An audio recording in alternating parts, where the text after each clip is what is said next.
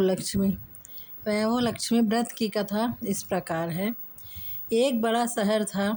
इस शहर में लाखों लोग रहते थे। पहले के ज़माने के लोग साथ साथ रहते थे और एक दूसरे के काम आते थे, पर नए ज़माने के लोगों का स्वरूप ही अलग सा है।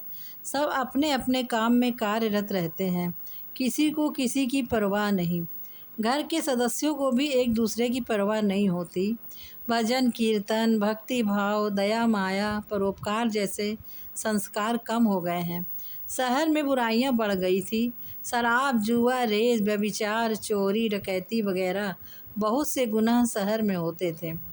कहावत है कि हजारों निराशा में एक अमर आशा छिपी हुई है। इसी तरह इतनी सारी बुराइयों के बावजूद शहर में कुछ अच्छे लोग भी रहते थे। ऐसे अच्छे लोगों में शीला और उनके पति की गृहस्थी मानी जाती थी। शीला धार्मिक प्रकृति की थी और संतोषी थी। उनका पति भी विवेकी और सुशील था। शीला और उनका पति ईमानदारी से जीते थे। वे किसी की बुराई करते न थे और प्रभु भजन में अच्छी तरह समय व्यतीत कर रहे थे। उनकी गृहस्थी आदर्श गृहस्थी थी और शहर के लोग उनकी गृहस्थी को सराहना करते थे।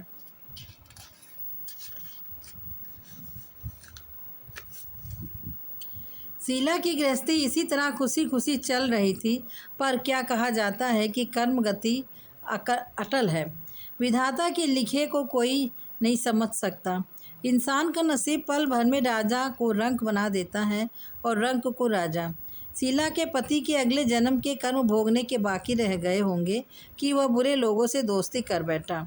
वह जल्द से जल्द करोड़पति होने के ख्वाब देखने लगा, इसलिए वह गलत रास्ते पर चढ़ गया और करोड़पति की बजाय रोड़पति बन गया। यानी रास्ते पर भटकते भिखारी जैसी उसकी हालत हो गई थी। शहर में शराब, जुआ, रेस, चरस, गांजा वगैरह बंदरियाँ फैली हुई थी। उसमें शीला का पति भी फंस गया। दोनों के साथ उसे भी शराब की आदत हो गई। जल्द से जल्द पैसे वाला बनने की लालच में दोस्तों के साथ रेस, जुआ भी खेलने लगा। इस तरह बचाई हुई धनराशि, पत्नी के गहने, सब कुछ रेस जुए में गंवा दिया था। इसी तरह एक वक्त ऐसा भी था कि वह सुशील पत्नी शीला साथ में मज़े में रहता था और प्रभु भजन में सुख शांति से व्यतीत करता था। उसके बजाय घर में दरिद्रता और भूखमरी फैल गई। सुख से खाने की बजाय 2 वक्त भोजन के लाले पड़ गए और शीला को पति की गालियां खाने का वक्त आया था। शीला सुशील और संस्कारी स्त्री थी। उनको पति के बर्ताव से बहुत दुख हुआ, किंतु वह भगवान पर भरोसा करके बड़ा दिल रख कर दुख सहने लगी। कहा जाता है कि सुख के पीछे दुख और दुख के पीछे सुख आता ही है, इसलिए दुख के बाद सुख आएगा ही। ऐसी श्रद्धा के साथ शीला प्रभु भक्ति में लीन रहने लगी। इस तरह शीला असहाय दुख सहते सहते प्रभु भक्ति में वक्त बिताने लगी। अचानक एक दिन दोपहर को उनके द्वार पर किसी ने दस्तक दी। शीला सोच में पड़ गई कि मुझ जैसे गरीब के घर इस वक्त कौन आएगा। फिर भी द्वार पर आए हुए अतिथि का आदर करना चाहिए। ऐसे आर्य धर्म के संस्कार वाली शीला ने खड़े होकर द्वार खोला। देखा तो एक मांझी खड़ी थी। वह बड़ी उम्र की लगती थी, किंतु उनके चेहरे पर अलौकिक तेज निखर रहा था। उनकी आंखों में से मानो अमृत बह रहा था। उनका भव्य चेहरा करुणा और प्यार में छलकता था। उनको देखते ही शीला के मन में अपार शांति छा गई। वैसे शीला इस मांझी को पहचानती ना थी, फिर भी उनको देखकर शीला के रोम रोम में आनंद छा गया। शीला मांझी को आदर के साथ घर में ले गई। घर में बिठाने के लिए कुछ भी नहीं था, अतः शीला ने सोचा कर एक फटी हुई चादर पर उनको बिठाया। मांझी ने कहा, क्यों शीला, मुझे पहचाना नहीं? शीला ने सोचाकर कहा, माँ, आपको देखते ही बहुत खुशी हो रही है, बहुत शांति हो रही है। ऐसा लगता है कि मैं बहुत दिनों से जिसे ढूंढ रही थी वे आप ही हैं, पर मैं आपको पहचान नहीं सकती। माँझी ने हंसकर कहा, क्यों भूल गई? हर शुक्रवार को लक्ष्मी जी के मंदिर में भजन कीर्तन होते हैं, तब मैं भी वहाँ आती हूँ। वहाँ हर शुक्रवार को हम मिलते हैं। पति गलत रास्ते पर चढ़ गया, तब से शीला बहुत दुखी हो गई थी और दुख की मारी वह लक्ष्मी जी के मंदिर में भी नहीं जाती थी। बाहर के लोगों के साथ नज़र मिलाते भी उसे शर्म लगती थी। उसने याददाश्त पर जोर दिया, पर यह माँझी याद नहीं आ रही थी। तभी माँ जी ने कहा, तू लक्ष्मी जी के मंदिर में कितने मधुर भजन गाती थी, अभी अभी तू दिखाई नहीं देती। इसलिए मुझे हुआ कि तू क्यों नहीं आती है, कहीं बीमार तो नहीं हो गई है। ऐसा सोच कर मैं तुझसे मिलने चली आई हूँ। माँ जी के अति प्रेम भरे शब्दों से शीला का हृदय पिघल गया। उसकी आंखों में आंसू आ गए। माँ जी के सामने वह बिलख बिलख कर रोने लगी। यह देखकर माँ जी शीला के नज़दीक सरके और उसकी सिसकती पीठ पर प्यार भरा हाथ फेर कर सांत्वना देने लगे। माँ जी ने कहा, बेटा, सुख और दुख तो धूप और छाँव जैसे होते हैं। सुख के पीछे दुख आता है और दुख के पीछे सुख भी आता है। धैर्य रखो बेटी। और तुझे क्या परेशानी है? तेरे दुख की बात मुझे सुना, तेरा मन भी हल्का हो जाएगा और तेरे दुख का कोई उपाय भी मिल जाएगा। माँ जी की बात सुनकर शीला के मन को शांति मिली। उसने माँ जी को कहा, माँ, मेरी गृहस्थी में भरपूर सुख और खुशियाँ थी। मेरे पति भी सुशील थे। भगवान की कृपा से पैसे की बात में भी हमें संतोष था। हम शांति से गृहस्थी चलाते, ईश्वर भक्ति में अपना वक्त व्यतीत करते थे। एकाएक हमारा भाग्य हमसे रूठ गया। मेरे पति को बुरी दोस्ती हो गई। बुरी दोस्ती की वजह से वे शराब, जुआ, रेस, चरस, गांजा वगैरह खराब आदतों के शिकार हो गए और उन्होंने सब कुछ गंवा दिया और हम रास्ते के भिखारी जैसे बन गए। यह सुनकर माँ जी ने कहा, सुख के पीछे दुख और दुख के पीछे सुख आता ही रहता है। ऐसा भी कहा जाता है कि कर्म की गति न्यारी होती है। हर इंसान को अपने कर्म भुगतने ही पड़ते हैं। इसलिए तो चिंता मत कर, अब तू कर्म भुगत चुकी है। अब तुम्हारे सुख के दिन अवश्य आएंगे। तू तो माँ लक्ष्मी जी की भक्त है। माँ लक्ष्मी जी तो प्रेम और करुणा की अवतार हैं। वे अपने भक्तों पर हमेशा ममता रखती हैं। इसलिए तू धैर्य रख के माँ लक्ष्मी जी का व्रत कर, इससे सब कुछ ठीक हो जाएगा। माँ लक्ष्मी जी का व्रत करने की बात सुनकर शीला के हृदय पर चमक आ गई। उसने पूछा, माँ लक्ष्मी जी का व्रत कैसे किया जाता है, वह मुझे समझाइए। यह व्रत मैं अवश्य करूँगी। माँ जी ने कहा, बेटी, माँ लक्ष्मी जी का व्रत बहुत सरल है। उसे वरद लक्ष्मी व्रत या वैभव लक्ष्मी व्रत कहा जाता है। यह व्रत यश प्राप्त कराता है। ऐसा कहकर माँ जी वैभव लक्ष्मी व्रत की विधि कहने लगी। बेटी, वैभव लक्ष्मी व्रत वैसे भी सीधा साधा व्रत है, किंतु कई लोग यह व्रत गलत तरीके से करते हैं, अतः उसका फल नहीं मिलता। कई लोग कहते हैं कि सोने के गहने की हल्दी कुमकुम से पूजा करो, बस व्रत हो गया, पर ऐसा नहीं है। कोई भी व्रत शास्त्रीय विधि पूर्वक करना चाहिए, तभी उसका फल मिलता है। सिर्फ सोने के गहने की पूजा करने से फल मिल जाता हो तो सभी आज लखपति बन गए होते।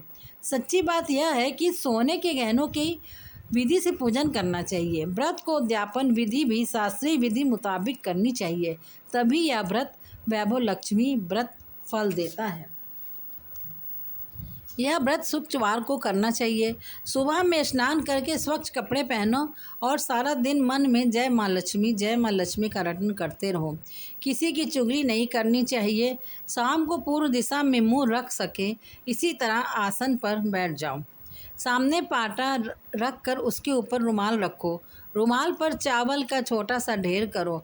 उस ढेर पर पानी से भरा तांबे का कलश रख कर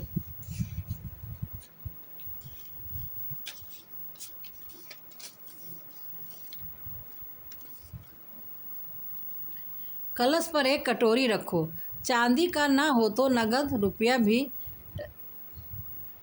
रख सकते हैं। बाद में घी का दीपक जलाकर धूप बत्ती सुलगा कर रखो। माँ लक्ष्मी जी के बहुत स्वरूप हैं और माँ लक्ष्मी जी को श्री यंत्र अति प्रिय है। अतः वैभव लक्ष्मी में पूजन विधि करते वक्त सर्वप्रथम श्री यंत्र और लक्ष्मी जी के विविध स्वरूपों को सच्चे दिल से दर्शन करो। श्री यंत्र और माँ लक्ष्मी जी के विविध स्वरूपों की छवि दी गई है। उसके बाद लक्ष्मी स्तवन का पाठ करो। बाद में कटोरी में रखे हुए गहने या रुपए को हल्दी, कुमकुम और चावल चढ़ाकर पूजा करो और लाल रंग का फूल चढ़ाओ। शाम को कोई मीठी चीज़ बनाकर उसका प्रसाद रखो। ना हो सके तो शक्कर या गुड़ भी चल सकता है। फिर आरती करके 11 बार सच्चे हृदय से जय माँ लक्ष्मी बोलो। बाद में 11 या 21 शुक्रवार यह व्रत करने का दृढ़ संकल्प माँ के सामने करो और आपकी जो मनोकामना हो वह पूरी करने को माँ लक्ष्मी जी की से विनती करो। फिर माँ का प्रसाद बांट दो और थोड़ा प्रसाद अपने लिए रखो।